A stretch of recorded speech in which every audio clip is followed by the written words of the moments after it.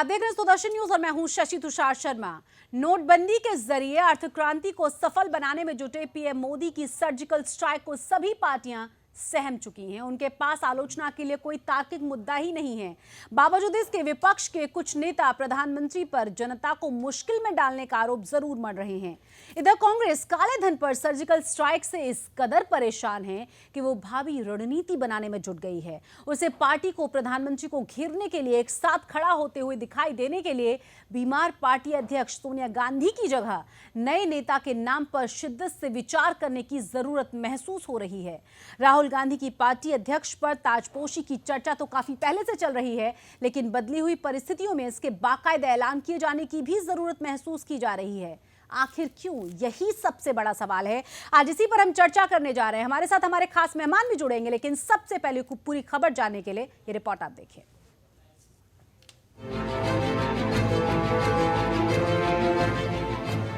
प्रधानमंत्री की तरफ से काले धन के खिलाफ सर्जिकल स्ट्राइक पर बौखलाई कांग्रेस बैकफुट पर आती हुई नजर आ रही है।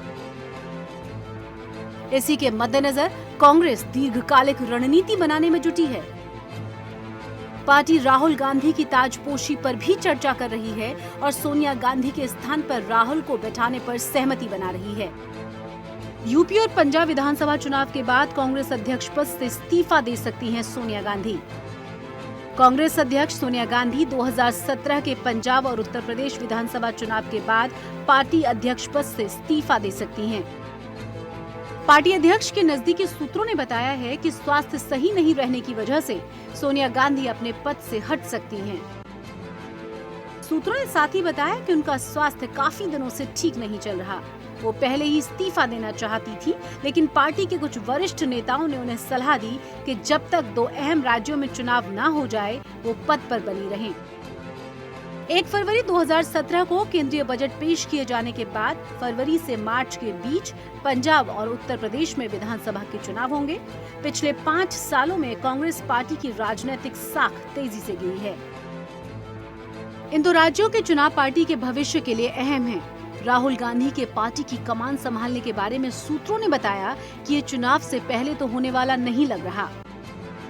राहुल गांधी के पार्टी की कमान संभालने के बारे में सूत्रों ने बताया कि ये चुनाव से पहले तो होने वाला नहीं लग रहा है।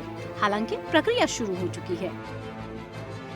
कांग्रेस उपाध्यक्ष राहुल गांधी को कई वर्षों से मां की जगह लेने के लिए तैयार किया जा रहा है। पार्टी में युवा कार्यकर्ताओं और राहुल गांधी की कोर टीम में मांग के बावजूद पार्टी के पुराने नेता इन अहम चुनावों के लिए सोनिया गांधी के साथ सहज महसूस कर रहे हैं। हाल ही में दिल्ली में हुई कांग्रेस वर्किंग कमेटी की बैठक में पार्टी के शीर्ष पद के लिए राहुल गांधी का नाम तय किया गया था। ये भी समझा जा रहा था कि इस महीने होने वाली बैठक में औपचारिकताओं की तारीख तय की जा सकती है। पार्टी में ये भी चर्चा है कि प्रियंका वाड्रा 2019 में सक्रिय राजनीति में आ जाएंगी। सूत्रों ने बताया कि ये मांग कई दिनों से उठ रही है, लेकिन जिस तरह का माहौल बन रहा है उससे लगता है कि वो 2019 में रायबरेली से चुनाव लड़ सकती हैं। सुदर्शन न्यूज के लिए ब्यूरो रिपोर्ट के साथ पुनीत सैनी।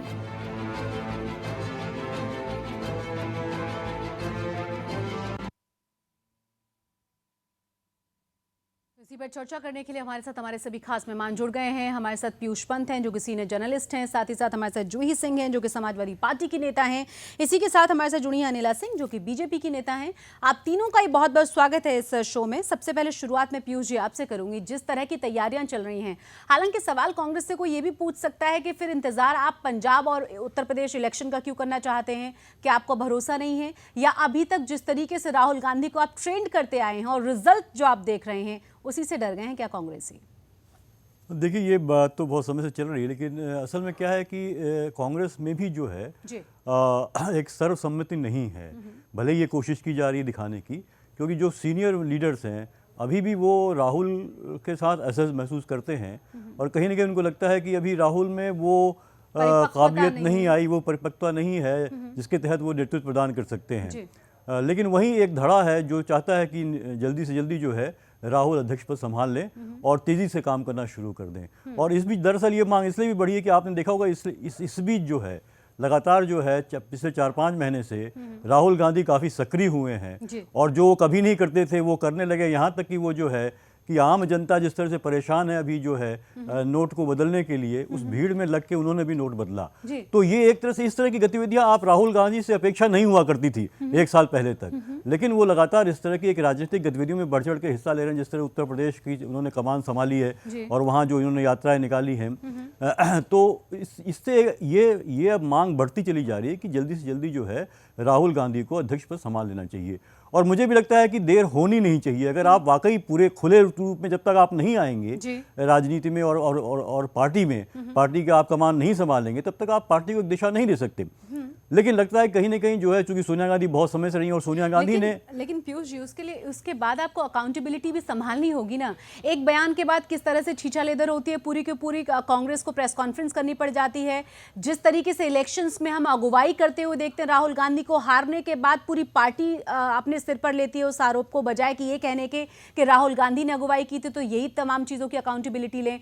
शायद वही हमें लगता है कि इसी वजह से कहा जा रहा है कि इलेक्शंस के बाद यहाँ पर ताजपोशी हो सकती है राहुल गांधी की। अब जी, अकाउंटेबिलिटी तभी आएगी जब आप जिम्मेदारी देंगे। जब वो पूरी तरह से जिम्मेदारी लेंगे तभी हम उनको अकाउंटेबल बता सकते हैं। और हम अगर वो गलती करते हैं, गलत स्टेटमेंट देते हैं, तो सीधे सीधे उन पर आरोप लगा सकते हैं। और वो तब ये सोच भी सकते हैं कि उनको सोच समझ के जो है वक्तव्य देना होगा। लेकिन कहीं ना कहीं उपापोह है कांग्रेस पार्टी के अंदर, जो चाहते हैं कि जो आने वाले जो चुनाव हैं पिछले आगे 3-4 महीनों में, वो कहीं ना कहीं जो है प्रभावित न हो। और कम से कम जो पार्टी संगठन है जिसपे सोनिया गांधी का काफी पकड़ है, तो वो मुझे लगता है ये एक जो प्रैक्टिकल जो प्रॉब्लम्स है उसको लेके वो नहीं चाहते कि चुनाव तक इस तरह के फेरबदल। ठीक है, मेरे साथ जूही सिंह है, समाजवादी पार्टी की नेता हैं, लखनऊ से मेरे साथ जुड़ी हैं। जूही सिंह, सवाल मेरा ये कि जिस तरीके से उत्तर प्रदेश में अभी हम देख रहे हैं बनते और बिगड़ते समीकरणों को, और अगर राहुल गांधी की ही हम बात कर लें, हमने देखा कि किस तरीके से खाट सभा से लेकर किसानों से मिलना और लगातार इंटरेक्शन जो उनका बढ़ रहा है लोगों के बीच, क्या आपको लगता है कि इसका सही असर और इसका फायदा और जिस तरीके के लोग उनकी सभाओं में आए वो वाकई में वोट में कन्वर्ट हो पाएंगे? शशि जी, राहुल गांधी कोई नवीन एंट्रेंट तो है नहीं पॉलिटिक्स के। वो हमारे सांसद उत्तर प्रदेश से बहुत बार रह चुके हैं। उनका पहले ही जनता से कनेक्ट हो जाना चाहिए था। लेकिन अगर वो जनता के बीच में जा रहे हैं, जनता से बात करने की कोशिश कर रहे हैं, उनके मुद्दे समझने की कोशिश कर रहे हैं, तो ये उनकी अपनी प्रक्रिया है। उनकी पार्टी की हर पार्टी चुनाव में जाना चाहती है, और अच्छा है कि हर पार्टी जनमानस से जुड़कर चुनाव में जाए। जनता अच्छी तरह समझती है, पहले भी उनको ये कर लेना चाहिए था। उनके इतिहास रहा है, और हम उनके सामने कैंडिडेट नहीं खड़ा करते हैं, वो जीते हैं तो अच्छा ही है। सब पार्टी अगर सकारात्मक ढंग से जनता के लिए चुनाव लड़ेंगे तो नतीजे बेहतर आएंगे। बनी रहे। अब मेरे साथ जूही सिंह, हमारे साथ अनिला सिंह भी जुड़ गई हैं, बीजेपी की नेता हैं। अनिला जी, अगर राहुल गांधी की ताजपोशी पहले हो जाए तो बहुत पहले से ही लगातार बीजेपी कहती रही है कि हमारे लिए बड़े फायदे की बात होगी।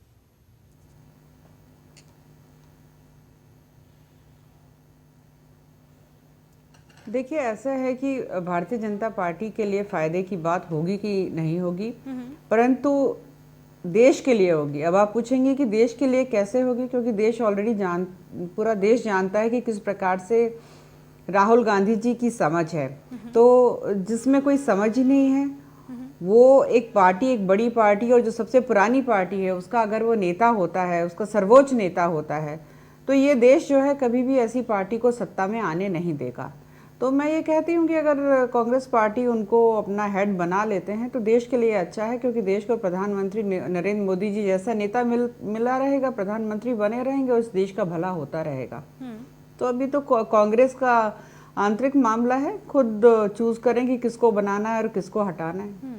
बिल्कुल पीयूष पंत, लेकिन फिर से सवाल वही, जिस तरीके से हमने पिछले भी उत्तर प्रदेश के विधानसभा इलेक्शंस में राहुल गांधी को एंग्री यंग मैन की भूमिका निभाते हुए देखा, फिर हमने लोकसभा इलेक्शन देखे, उसके बाद तमाम राज्यों के इलेक्शंस भी देखे हैं, किस तरीके से राहुल गांधी ने खुद को पेश करने की कोशिश की। और आप जो कह रहे हैं कि जिम्मेदारी देंगे तभी अकाउंटेबिलिटी होगी, आपको नहीं लगता कि तमाम जिम्मेदारियां, बेशक अकाउंटेबिलिटी न हो, जिस तरीके से उन्होंने उस ऑर्डिनेंस को फाड़ने की बात कही थी प्रधानमंत्री के, क्या ये बिना किसी ताकत के या बिना किसी इतनी बड़ी जिम्मेदारी के, या फिर आप अंदाजा लगा सकते हैं कि नंबर 2 पे नहीं नंबर 1 की पोजीशन पे ऑलरेडी वो हैं? नहीं, देखिए, निश्चित रूप से अगर वो सोनिया गांधी के पुत्र हैं, और निश्चित रूप से तो पार्टी के अंदर तो कम से कम उनकी वही ताकत है जो सोनिया गांधी की ताकत है।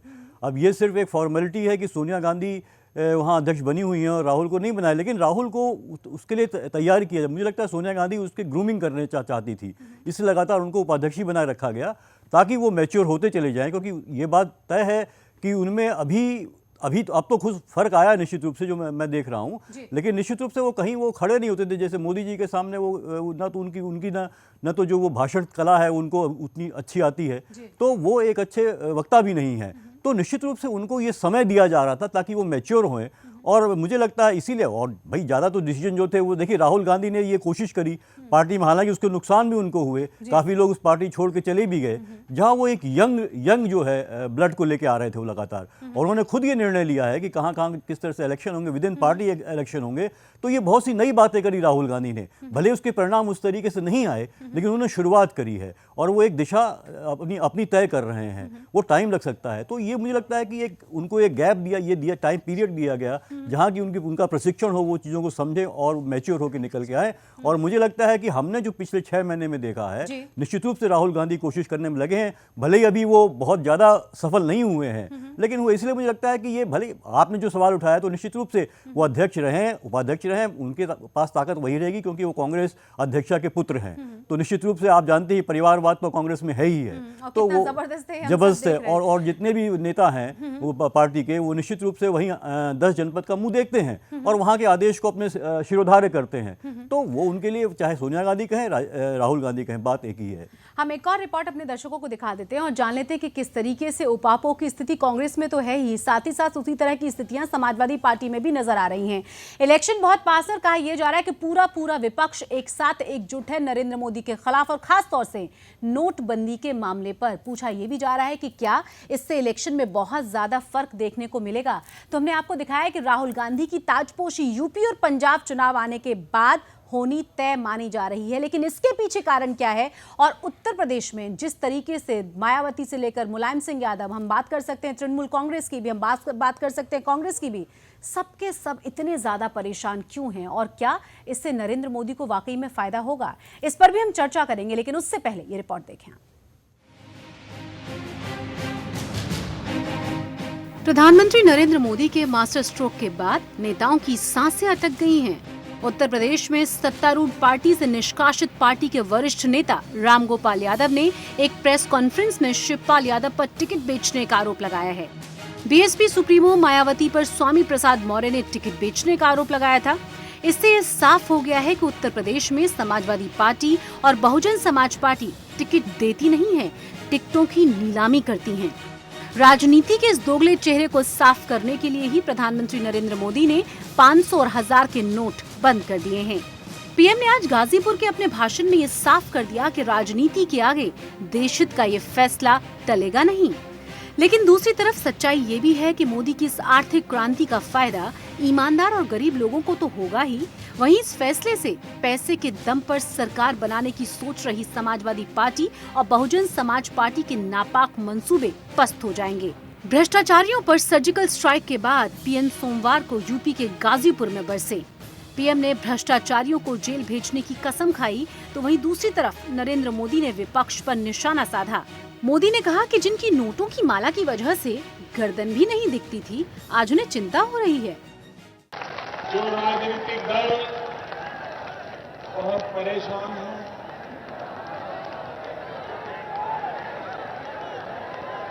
उनको चिंता सता रही है, अब करे क्या? वो नोटों की मालाएं, ऐसी मालाएं लगती थी, मुंडी भी दिखती नहीं थी। नोटबंदी के बाद प्रधानमंत्री नरेंद्र मोदी ने अपनी पहली परिवर्तन रैली के जरिए उत्तर प्रदेश के गाजीपुर में ये साफ कर दिया कि बेईमानों की खैर नहीं। 500,000 के नोटों को कागज के बराबर करने के बाद गाजीपुर में पीएम मोदी पूरे फॉर्म में नजर आए। इस रैली में उन्होंने गरीबों का मनोबल बढ़ाने के साथ ही भ्रष्टाचारियों के मनोबल को अपने शब्दों के जरिए तोड़ा। इशारों ही इशारों में जहां मायावती को कुछ समझाया, वहीं कांग्रेस को खुल्लम खुल्ला जमकर धोया। प्रधानमंत्री के इस कदम को कांग्रेस ने देश में अघोषित इमरजेंसी करार दिया था। कांग्रेस को जवाब देते हुए पीएम ने कहा कि जनता की चिंता करने वाली कांग्रेस के राज में 19 महीने देश में इमरजेंसी लगाई गई थी। पुलिस लोगों को उठाकर ले जा रही थी और पूरा देश कांग्रेस ने जेल खाने में तब्दील कर दिया था। आपको याद होगा कि पहले भी समाजवादी पार्टी सुप्रीमो मुलायम सिंह यादव ने 500 और 1000 के नोट बंद करने के लिए 1 हफ्ते का समय मांगा था। चुनावी माहौल में ये साफ हो गया है कि बिना पैसे के समाजवादी पार्टी में टिकट्स का वितरण नहीं होता। प्रेस कॉन्फ्रेंस में बात करते हुए रामगोपाल भावुक भी हो गए। उन्होंने कहा कि पार्टी में मुख्यमंत्री को नजरअंदाज किया जा रहा है और चाचा के इशारे पर टिकट्स बांटे जा रहे हैं। मतलब साफ है कि उत्तर प्रदेश में समाजवादी पार्टी, बहुजन समाज पार्टी पैसों के आधार पर टिकट्स की नीलामी करती हैं। पीएम ने गोवा में भी देश की जनता से 50 दिन का समय मांगा था, जिसके बाद देश के तमाम लोगों ने पीएम से सहमति जताई थी। मतलब अब हिंदुस्तान में टिकट्स के आधार पर चुनाव के नतीजे निर्धारित करने वालों की खैर नहीं। सुदर्शन न्यूज के लिए ब्यूरो रिपोर्ट के साथ पुनीत सैनी।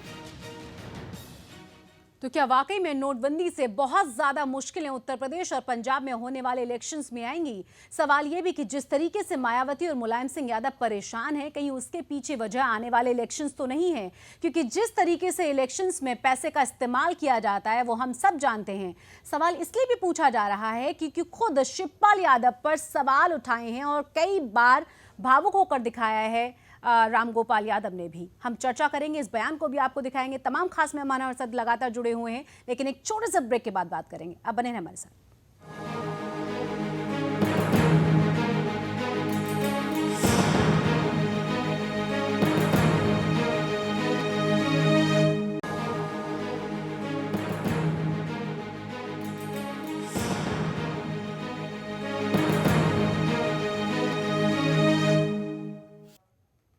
ब्रेक के बाद एक बार फिर से आप सभी का स्वागत है। आज हम बात करें कि किस तरीके से नोटबंदी से बाकी की पार्टियों पर फर्क पड़ा है और क्या इससे आने वाले इलेक्शंस में रिजल्ट्स पर भी फर्क पड़ेगा। हमारे साथ हमारे सभी खास मेहमान बने हुए हैं, लेकिन उससे पहले हम आपको सुनाते हैं कि रामगोपाल यादव, जो कि बहुत ही कद्दावर नेता माने जाते हैं समाजवादी पार्टी के, खासतौर से अखिलेश यादव के करीबी माने जाते हैं, शिवपाल यादव पर उन्होंने किस तरीके से टिकट्स बेचने का आरोप लगाया है। सुने जरा। पार्टी के रजत जयंती फंक्शन से ठीक पहले पार्टी से निकाल दिया जाए। आप रोजाना से दुखी हो। आज रोज यानी कौन आदमी नहीं दुखी हो। मैं अपनी तरफ से कभी बात नहीं कर सकता हूं। मैंने कभी ऐसा कोई काम नहीं किया जो पार्टी के हित के। हमारे साथ हमारे सभी खास मेहमान बने हुए हैं। जूही सिंह, सबसे पहले मैं इस पर आपका रिएक्शन लेना चाहूंगी कि आखिर पार्टी में हो क्या रहा है और जिस तरह की लगातार पब्लिक प्लेटफॉर्म पर ये दिखाने की कोशिश हो रही थी कि अब तमाम चीजें सुलझ गई हैं, ठीक हो गई हैं, ऐसा नहीं है?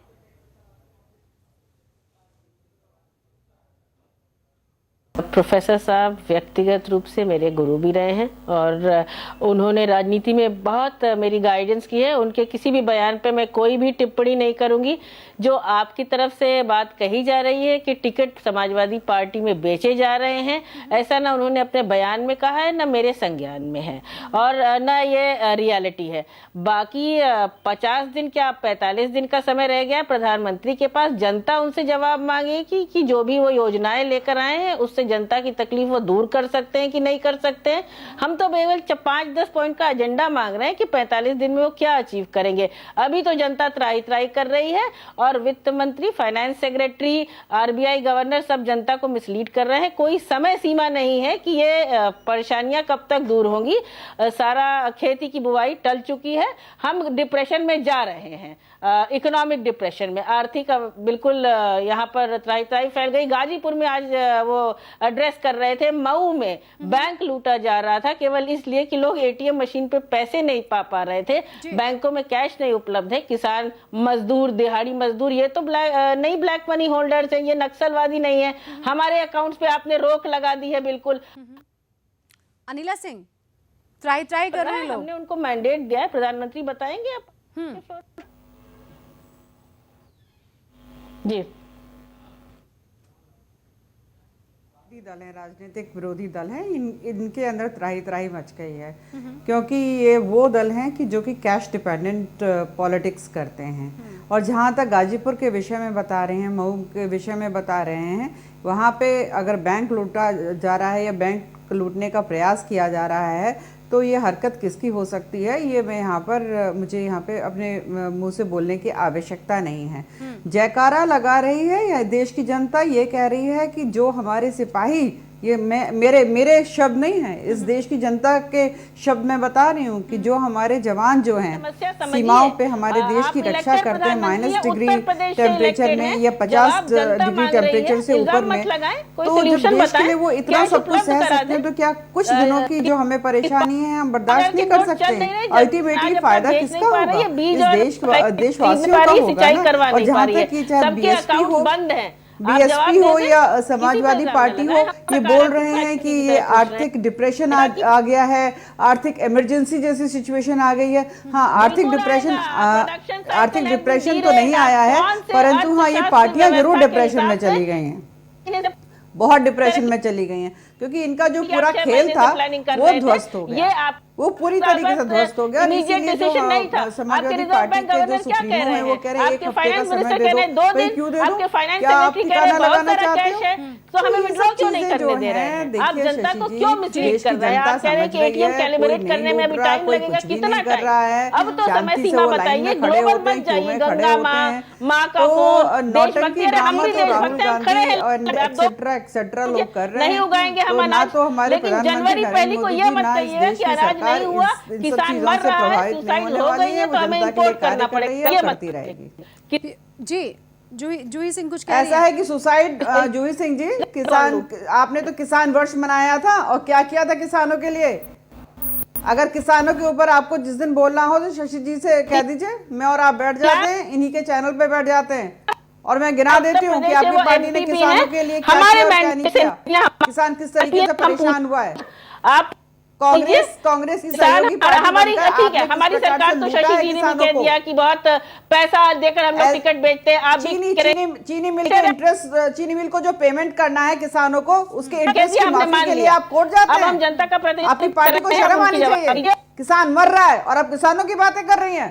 दोबारा पटरी पर आ जाए, ये हमें बताइए। ना उनको गन्ना मूल्य मिल रहा है और जो उनको इंटरेस्ट का एरियर मिलना चाहिए, और आप जो है जो शुगर मिल्स है उनके हित के लिए आप कोर्ट में जा रहे हो। गेहूं के बीज कैसे खरीदा जाएगा, फर्टिलाइजर कैसे खरीदा जाएगा, दिहाड़ी और आप बात कर रहे हो किसानों की। वो रोज कमाता है, रोज बैंक में उसको पैसा नहीं मिलता है। हम इस पार्टी ने वो कार्य किया है कि जो लोग ब्लैक मनी जनरेट करते थे। मेरी आवाज बहुत क्रैक हो रही है और फिर भी मैं बोल रही हूँ क्योंकि इस देश की जनता की बात हो रही है, किसानों की बात हो रही है। आज नीम कोटेड यूरिया आ रहा है, कोई उसकी काला बाजारी करके तो दिखा दे। अरे आप लोगों ने इस देश की, चाहे आप लोगों ने प्रदेश की जनता और दूसरी पार्टी ने जब सत्ता में थी तो देश की जनता सबको लूटा है, खसोटा है। अरे किस तरह का स्टेटमेंट है, जब पैसा आप विड्रॉ आप लोगों के दिन निपट गए, देश के थोड़ा जिम्मेदार बनिए। अच्छे दिन आ गए, गंगा माँ और देशभक्ति हम लोग भी जानते हैं। खड़ा कर दीजिए लाइन में, कोई कठिनाई नहीं। आप भैया बहुत जिम्मेदार हैं जूही सिंह जी, बहुत जिम्मेदार। और जनता जो लाइन लगाए है वो कौन सी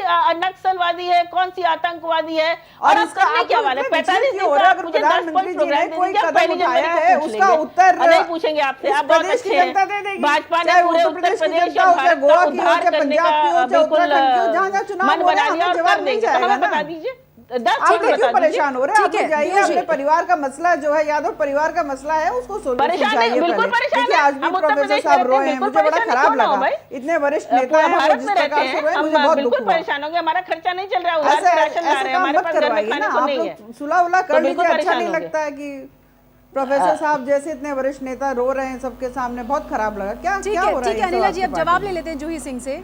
जूही सिंह, बहुत मुझसे ज्यादा दुख प्रोफेसर साहब का आपके लिए नहीं है, मेरे वो गुरु हैं। हाँ। मैं उनके साथ खड़ी हूँ। प्रोफेसर साहब को आप अपने साथ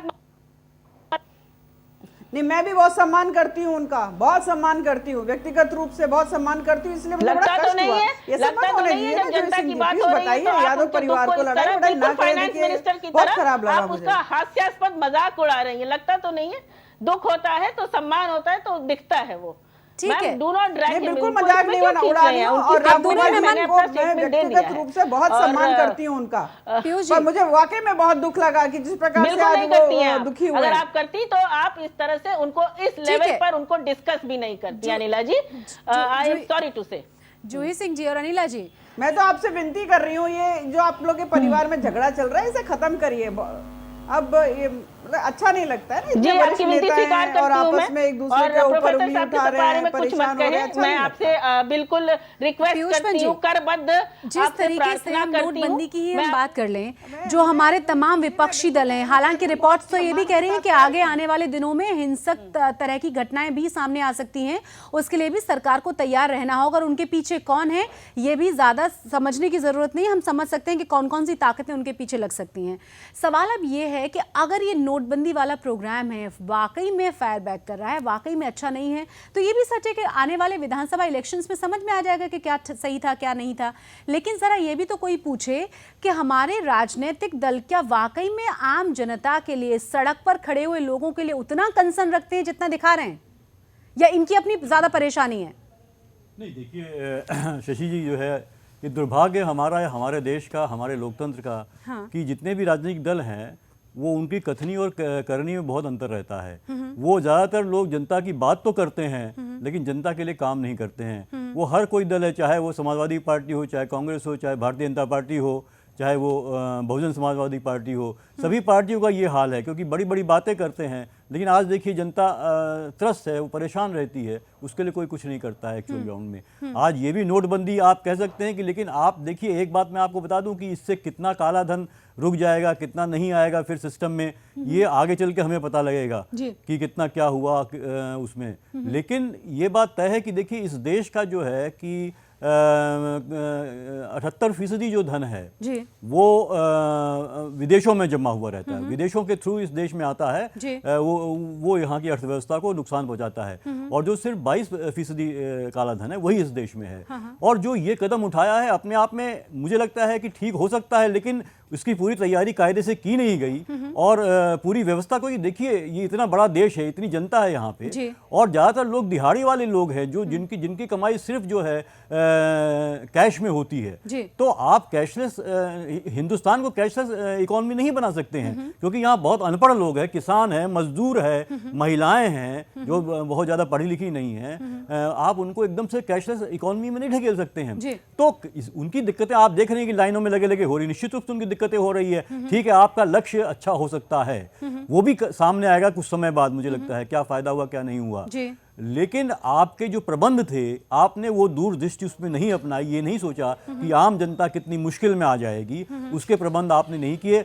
उसका परिणाम यह है कि आज जनता जो कई दिनों से जो है 9 तारीख से लेके आज तक लंबी लंबी कतारें आप देखिए, एटीएम में, बैंक के बाहर, बैंक के छुट्टियां कैंसिल की गई हैं, बैंक का स्टाफ ओवरटाइम काम कर रहा है, परेशान है सब। तो जनता तो परेशान है। आपका लक्ष्य हो सकता है अच्छा हो, लेकिन वो बात कम्युनिकेट नहीं हो पा रही क्योंकि जनता त्रस्त है। और वो लोग त्रस्त हैं जिनकी रोजी रोटी, देखिए सब धंधे, छोटे धंधे सब बंद हो गए हैं, छोटे दुकानदार बहुत परेशान है, बहुतों से मैंने बात करी, सब रो रहे हैं। तो निश्चित रूप से ये नुकसान हुआ है। आने वाले चुनाव में इसका क्या जनता उसका बदला लेगी नहीं लेगी, ये तो समय ही बताएगा। अनिला जी, ये तो देखना पड़ेगा। माना कि बहुत ही साहसिक कदम था, बहुत ज्यादा इलेक्शन पास है और इस समय में इस तरीके का बड़ा डिसीजन लेना मानते हैं, लेकिन क्या इसकी तैयारी बहुत अच्छे तरीके से नहीं की गई थी और इसका क्या खामियाजा आपको भुगतना पड़ेगा?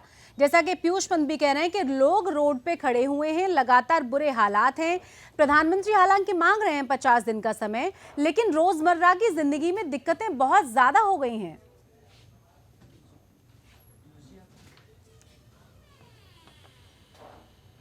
अनिला जी, सुन पा रही हैं आप मुझे? बिल्कुल इनकार नहीं कर रही हूँ कि आज की तारीख में थोड़ी परेशानी है।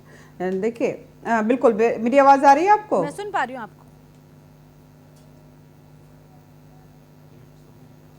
जी। तो मैं केवल ये कहना चाह रही हूँ शशि जी, आज की तारीख में थोड़ी परेशानी, बहुत बड़ी परेशानी नहीं है। बहुत बड़ी परेशानी शशि जी उन लोगों को है जिनको कतार में लगने की आदत ही नहीं होती है।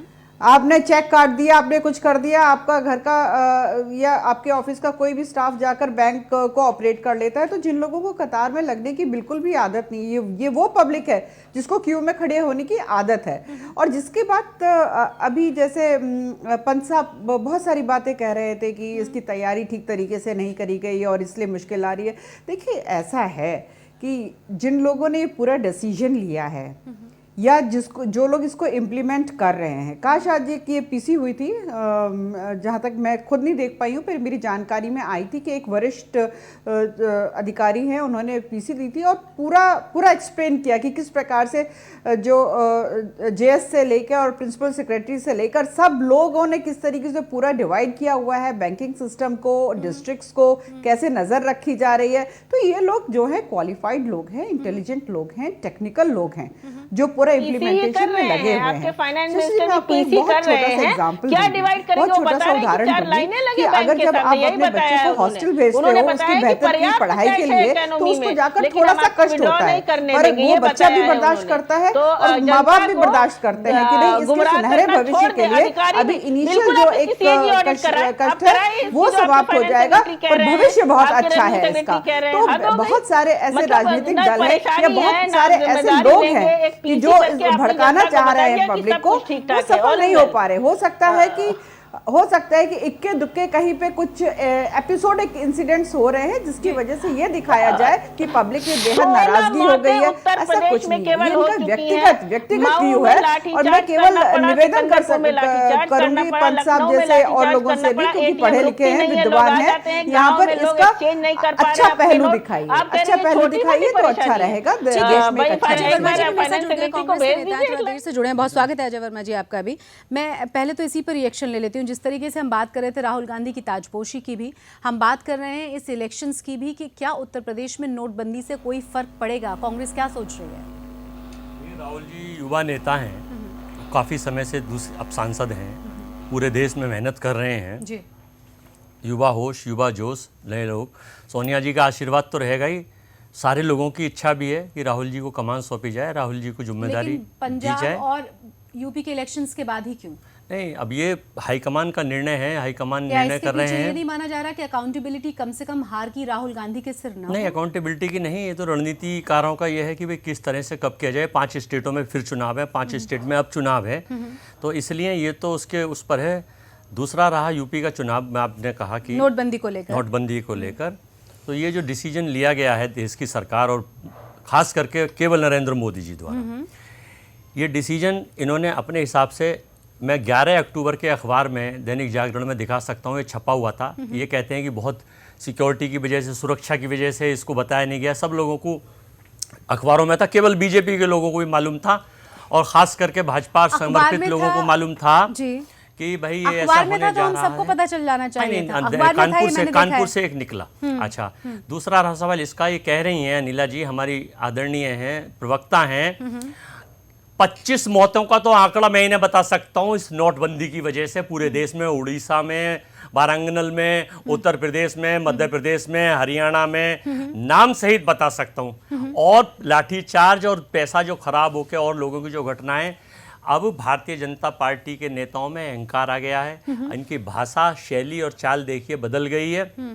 अच्छी बात है, आप प्रयास करिए, काला धन बाहर से तो लाने का आपने प्रयास किया नहीं। अब अपने ही देश में मन भटकाने के लिए, मन की बात करते हुए देश के लोगों का ध्यान भटकाने के लिए ये जो काम किया गया है नोटबंदी का, कि सब चीज़ भूल जाएं, सुरक्षा के मुद्दे पर ये फेल थे, बॉर्डर सिक्योरिटी पर ये फेल थे, महिला सुरक्षा पर ये फेल थे, काले धन पर ये फेल थे, और देश में संसद में किसी नई योजना पर ये फेल थे, संसद के जो अमेरिका में गए थे सदस्य उसका बनने आए थे उस पर फेल थे।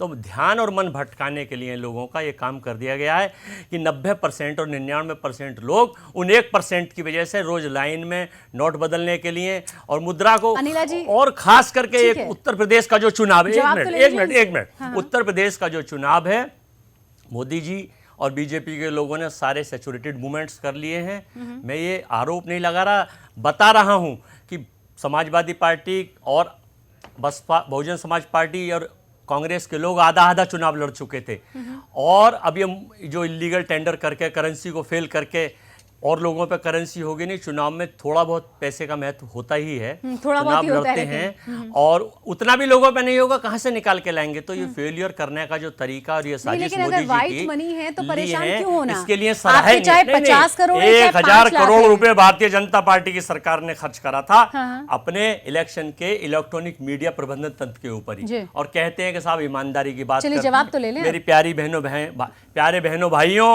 देश की हर महिला, हर हर गांव की, हर शहर की, अनिला जी को तो छोड़ दीजिए चूंकि ये भाजपा की प्रवक्ता हैं, नेता हैं, इनकी तो मजबूरी है। हर महिला नाराज है अंदर खाने मोदी जी से और बीजेपी की सरकार से, इसलिए नाराज पर है। आप तो खुश हो जाइए, अगर महिला नाराज है, प्रधानमंत्री लोग मिला नाराज था हैं, तो देश के लिए कुछ करना था, 2.5 साल में टाई टाई फिस हो पर गई है। विपक्ष में पार्टी रहने के नाते आप तो खुश हो जाइए कि नहीं, आपको तमाम फायदे मिलने संसद वाले हैं। में अगर हम इतनी लोग नाराजगी है तो क्वेश्चन उठाएंगे, हम लोग अनिल, पूछेंगे आखिर इतना बड़ा फैसला आपने जो लिया वो गुप्त मूवमेंट क्या था, आखिर पता तो चलेगा जब लोकसभा चलेगी, इसका माकूल जवाब पूछा जाएगा। ठीक है अनिला जी, आप तो बुराई करेंगे नहीं महिला होने के बावजूद भी, क्योंकि आप बीजेपी की प्रवक्ता हैं, ये मानना है अजय वर्मा जी का। इनके भी पर्सनल जुड़े हुए पैसे होंगे, इनसे भी पूछ लीजिए। नहीं नहीं, पहले तो मैं अजय जी राम राम, नमस्कार। राम राम तो ले लो जी, प्रणाम।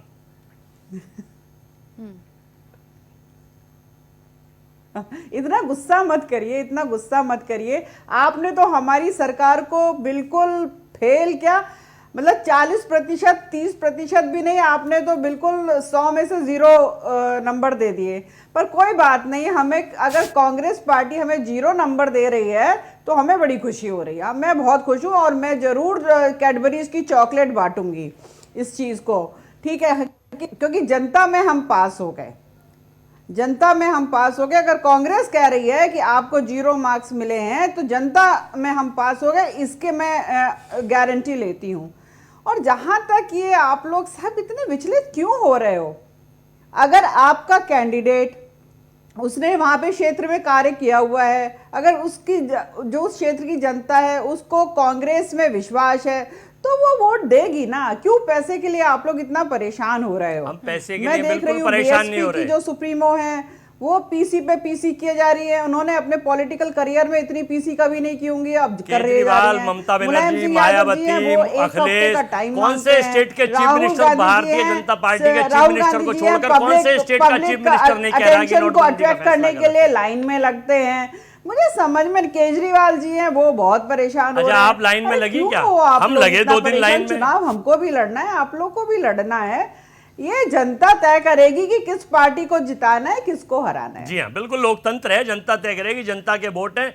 और ये 99% 125 करोड़ प्यारे बहनों भाई ये बता देंगे। एक सेकंड अजय वर्मा जी, इतना लंबा नहीं, आप मुझे बताइए, विपक्ष इतना जबरदस्त तरीके से जो एकजुट होकर आया है, आप अंदाजा लगाइए, ममता बनर्जी लेफ्ट के साथ मिलकर अगर इस चीज का विरोध कर रही हैं, हमने देखा है कि नरेंद्र मोदी के खिलाफ किस तरीके से एकजुट हुआ जाता है। इससे पहले बिहार इलेक्शन में हमने देखा नीतीश कुमार और लालू प्रसाद यादव एक हो गए, हम अब उत्तर प्रदेश में देख रहे हैं मायावती और मुलायम सिंह यादव भी वही एक बात कर रहे हैं। आपको नहीं लगता कि कहीं ना कहीं चुभी ये चीजें? मैडम, ये मोदी जी का विरोध नहीं है। किस चीज का विरोध ये है? इनकी गलत नीति, गलत निर्णय, गलत डिसीजन के विरोध हो रहे हैं। मोदी जी काम अच्छा कर रहे हैं, करिए, आप अच्छा करिए। आपकी अच्छाई तो 2017 की इन 5 स्टेटों में पता चलेगी, बिल्कुल, गोवा में, बिल्कुल। उत्तराखंड में, उत्तर प्रदेश में, और अभी पंजाब हाल में पंजाब में और उत्तर प्रदेश में, मैं यही तो कह रहा हूँ, 5 स्टेट्स में आपको ये 99 आधे % लोगों को 2000 रुपए के नोट देकर आप 1000 और 500 नहीं, मेरे सवाल का जवाब कालाबाजारी बंदी हो रही है। मेरे सवाल का जवाब दीजिए, जो धुर विरोधी हैं वो अगर नरेंद्र मोदी की नीतियों के खिलाफ एकजुट हो रहे हैं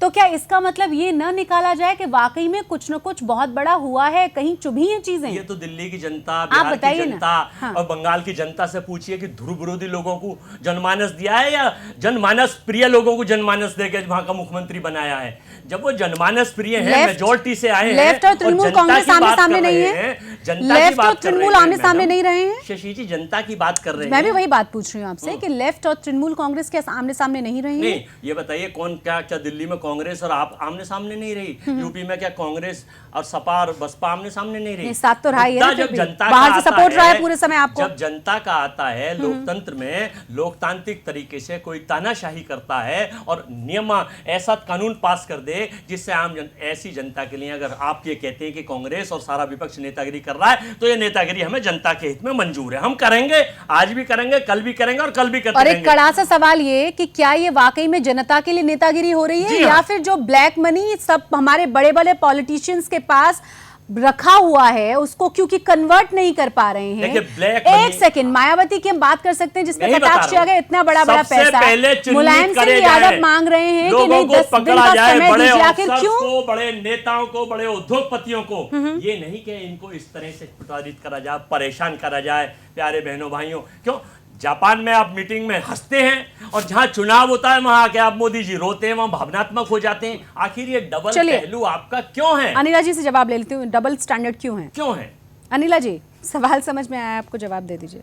नहीं शशि जी, हमारे इस देश के प्रधानमंत्री प्यारे भाइयों बहनों कहते हैं ना, ये तो नहीं कहते कि आलू की फैक्ट्री लगा दो, या ऐसे ऐसे बयान वो जो दे देते हैं। अपने खुद के जो नेता हैं मनमोहन सिंह, उनकी इज्जत नहीं करते हैं, पब्लिकली जो ऑर्डिनेंस को फाड़ा गया था, फेंक देते हैं। हमारे जो देश के प्रधानमंत्री जी हैं प्यारे बहनों भाइयों कहते हैं, किसी का मजाक नहीं बनाते हैं, गलत स्टेटमेंट्स नहीं देते हैं।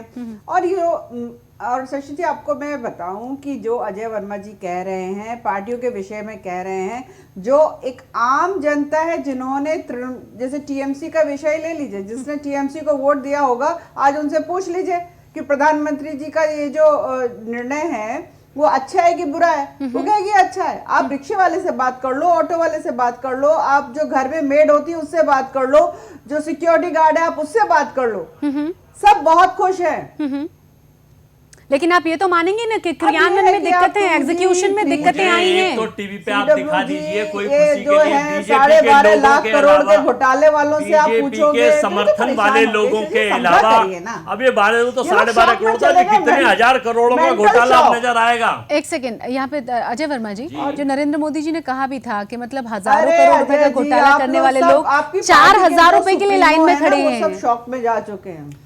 क्या देखिए, हजारों करोड़, पता नहीं कौन से मोदी जी को हजारों करोड़ के घोटाले दिख रहे हैं। आरोप लगाना बहुत आसान काम है, किसी पे भी लगा सकते हैं। हम आरोप लगाएंगे तो राजनीति कर रहे हैं, आरोप आप लगाएंगे तो आप सत्यता कर रहे हैं। आप ही के पास उसकी सत्यवादी हरिश्चंद्र की किताब हो गई है भारतीय जनता पार्टी के पास। क्या लोगों के मन में सवाल था ना कि इतनी बड़ी गाड़ी से आकर के, कई करोड़ की गाड़ी से बैठकर कोई शख्स 4,000 रुपए निकाल रहा है, और सिक्योरिटीज वहां पे तमाम सिक्योरिटी के इतने सारे लोग थे कि उसकी वजह से लंबी लाइन में 3 घंटे से खड़े हुए, 4 घंटे से खड़े हुए लोग अगर कोई बड़ी गाड़ी में करने पड़े, मुश्किल हो गई उनको। सिक्योरिटी पॉइंट ऑफ व्यू से लोग परेशान हो गए उनके आने से। तो मोदी जी क्यों नहीं रिक्शे से चलते हैं? देश के प्रधानमंत्री हैं, उन्हें कौन सी, वो भी तो सिक्योरिटी पॉइंट ऑफ व्यू से बड़ी गाड़ियों में चलते हैं। देश राजीव गांधी प्रधानमंत्री रहे, इंदिरा गांधी प्रधानमंत्री रही, कई देश। अरे अजय जी, आपके राहुल गांधी को यही सब करना आता है कि उल्टी सीधी कोई हरकतें करें, कोई जनता आपसे खुश नहीं है।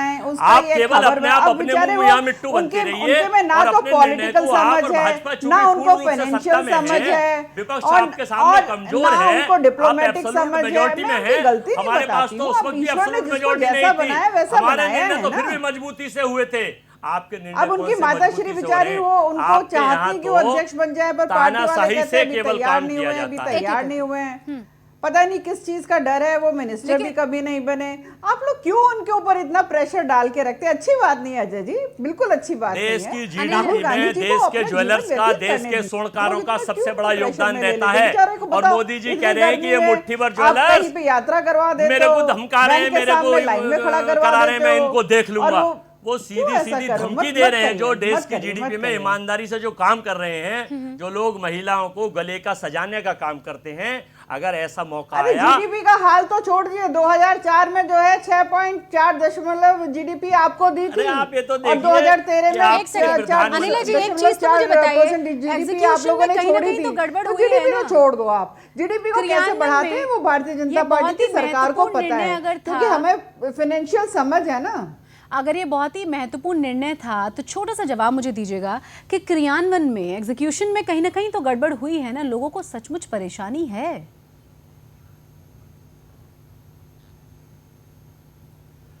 नहीं, आप शशि जी मुझे ये बताइए, कभी आप अपना अगर मकान बदलती होंगी, एक घर से दूसरे घर में शिफ्ट होती होंगी, थोड़ी सी परेशानी होती है कि नहीं होती? एक हफ्ता परेशानी होती है कि नहीं होती है कि आपको अपना सामान सेट करना है, नई मेड्स रखनी है, नया धोबी वाला रखना है, उसके बाद बढ़िया स्मूथ चलता है।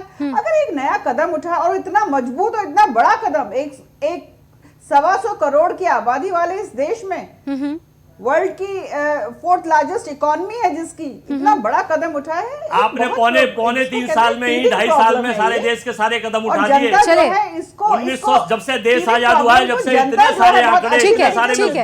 मेरे पास समय की कमी है, मेरे पास समय की कमी है। जनता आपको माफ नहीं करेगी। आप दोनों ही मेहमानों का बहुत बहुत शुक्रिया। चुनावों में इसका जवाब बीजेपी को मिलेगा। चलिए अजय वर्मा जी, हम उम्मीद कर रहे हैं कि जनता ईमानदारी से तमाम चीजों को देख रही हो और ये तमाम कदमों को भूले ना, उसी के आधार पर वोट भी करे। आप दोनों ही मेहमानों का बहुत बहुत शुक्रिया। हालांकि आपको जाते जाते ये भी याद दिला दूं कि चाइना ने भी कहा है कि बोल्ड कदम तो है लेकिन पूरी तरह से भ्रष्टाचार को खत्म करने के लिए पूरा नहीं है। नरेंद्र मोदी हालांकि ये भी कह रहे हैं कि कई और भी चीजें, कई और भी प्रोजेक्ट्स उनके दिमाग में हैं जो काले धन के कुबेरों को परेशान करेंगे। अब देखना ये होगा कि इस कदम के बाद अगला कदम उनका क्या होगा। बहुत बहुत शुक्रिया आप दोनों ही मेहमानों का एक बार फिर से हमारे शो में जुड़ने के लिए। इसी के साथ हमारी इस खास पेशकश में बस इतना ही। जय हिंद।